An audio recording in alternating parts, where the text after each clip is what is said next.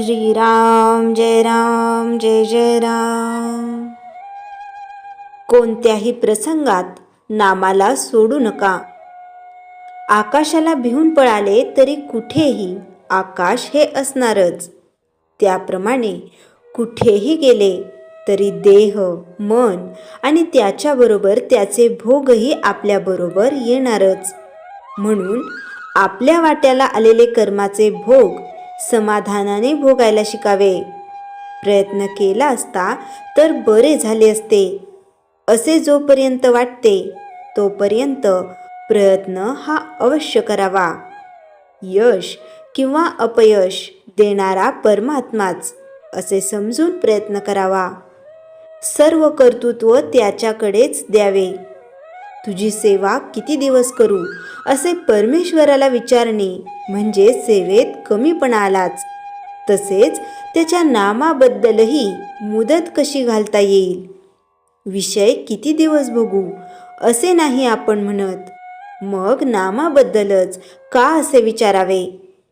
आज भगवंत एका टोकाला आणि आपण दुसऱ्या टोकाला आहोत. त्याच्या नामाने त्याला जवळ आणावा. आपल्याला जितका आपल्या देहाचा विसर पडेल तितका भगवंत आपल्याजवळ येईल. भगवंताच्या नामातच सत्संगती आहे. प्रपंचामध्ये कसलेही प्रसंग येऊ द्या, तुम्ही नामाला सोडू नका. मनाला रिकामे ठेवले की ते विषयाच्या मागे धावलेच समजा. म्हणून आपले मन नेहमी गुंतवून ठेवावे. उठणे, बसणे, जप करणे, वाचन करणे, गप्पा गोष्टी करणे, चेष्टा विनोद करणे वगैरे सर्व क्रियामध्ये भगवंताशी संबंध आणि संदर्भ ठेवावा. हेच अनुसंधान होय. भगवंताचे अनुसंधान हे आपले ध्येय. त्याला अनुसरून बाकीच्या गोष्टी आपण करूया. आपली वृत्ती आणि भगवंत यांना जोडणारी साखळी म्हणजे भगवंताचे नाम होय. म्हणून आपली वृत्ती सदैव नामामध्ये गुंतवून ठेवावी. नामाचे अनुसंधान टिकेल अशीच उपाधी बाळगावी. नाम नुसते घेतल्याने काम होईल, पण ते समजून घेतल्याने काम लवकर होईल. नाम मुखी आले की सत्कर्मे आपोआप होऊ लागतात. आपल्या प्रत्येक कर्माचा साक्षी राम आहे असे समजून वागावे. म्हणजे दुष्कर्म हातून घडणार नाही. आपण उगाचच सबबी सांगत असतो.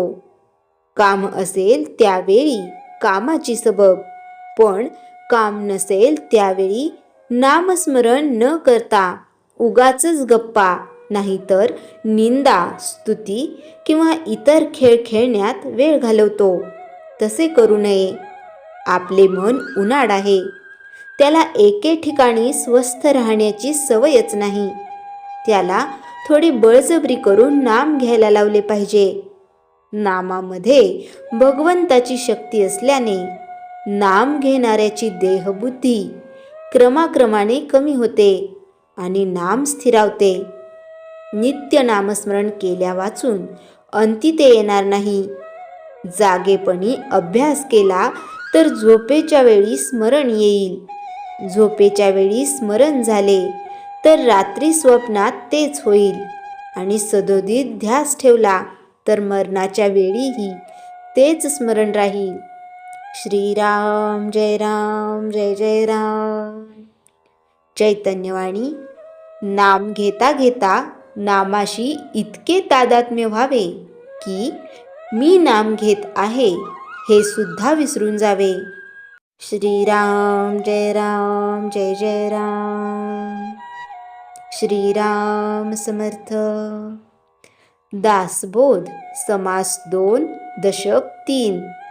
विषय समर्थ रामदास स्वामी.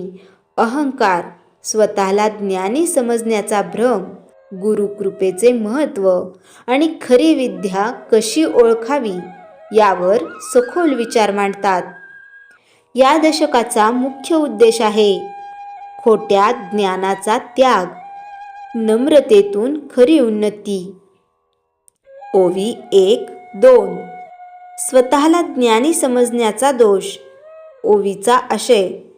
थोडेसे ज्ञान मिळाले की मनुष्य स्वतःला मोठा ज्ञानी समजू लागतो. हा गर्वच पुढील प्रगतीला अडथळा ठरतो. शब्दार्थ.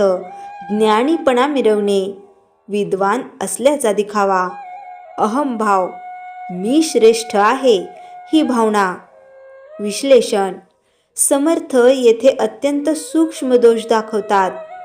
हा दोष बाह्य दिसत नाही, पण आतून साधकाला पोखरतो.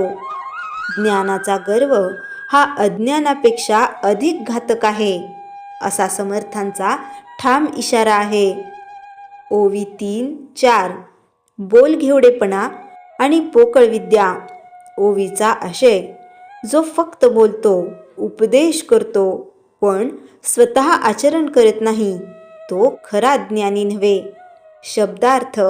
वाचाळपणा, नुसते बोलत राहणे, आचरण, प्रत्यक्ष कृती.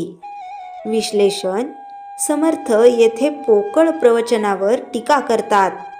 त्यांच्या मते स्वतः न बदलता इतरांना बदलण्याचा प्रयत्न हा दांभिकपणा आहे. खरी विद्या ही शांत, नम्र आणि कृतिशील असते. ओवी 5-6.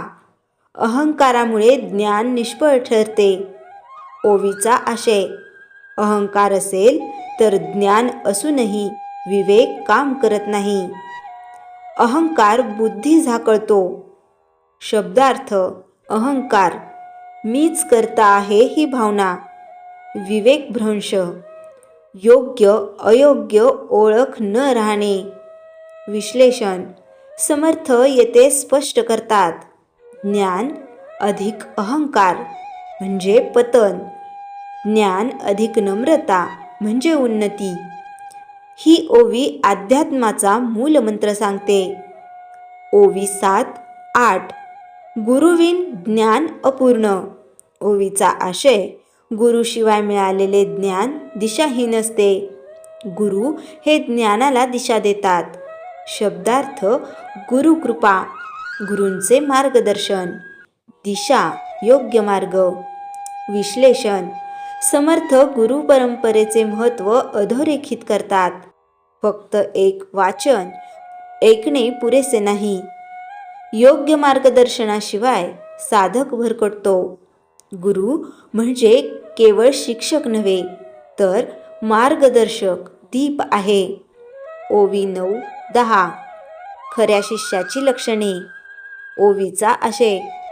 जो शिष्य नम्र आहे, ऐकतो, मनन करतो आणि आचरणात आणतो, तोच खरा अधिकारी ठरतो. शब्दार्थ.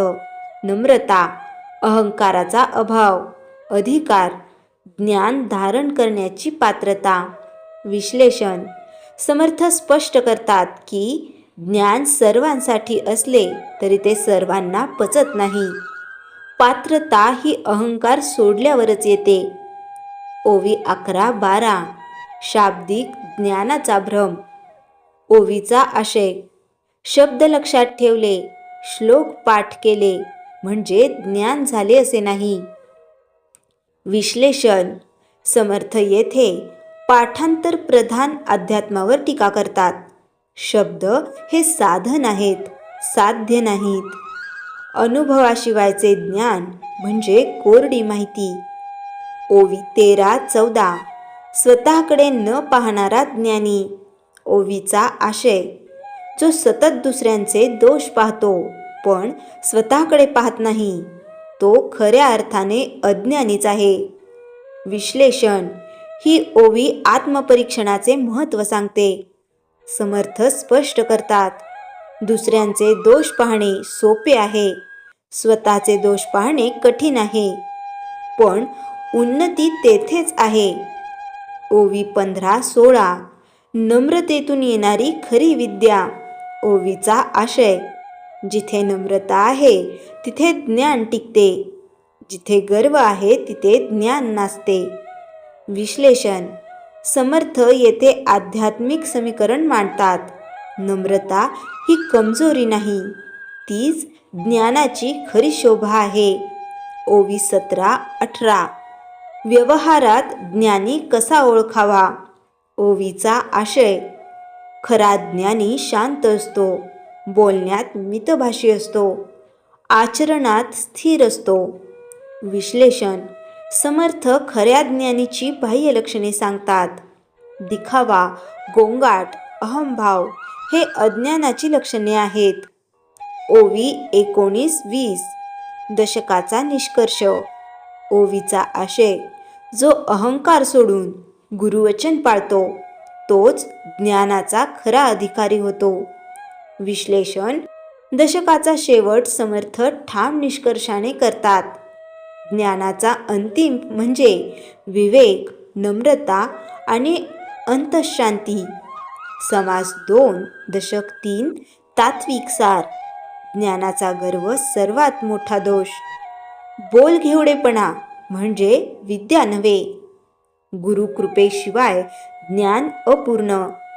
नम्रता ही ज्ञानाची कसोटी. आत्मपरीक्षणाशिवाय उन्नती नाही. उपसंहार. समास 1 दशक 3 हे खोट्या ज्ञानीपणावर घातलेला कठोर प्रहार आहे. समर्थ रामदास स्वामी साधकाला नम्र बनवतात, मोडतात आणि घडवतात. जो या दशकाचा अभ्यास करतो तो स्वतःकडे पाहायला शिकतो आणि तिथूनच खरी साधना सुरू होते. श्रीराम समर्थ. श्रीराम जय राम जय जय राम. जयाच्या जनी जन्मनामार्थ झाला, जयाने सदा वासनामार्थ केला. जयाच्या मुखी सर्वदा नाम कीर्ती, नमस्कार तया ब्रह्मचैतन्यमूर्ती. श्रीराम जय राम जय जय राम. जानकी जीवन स्मरण जय जय राम.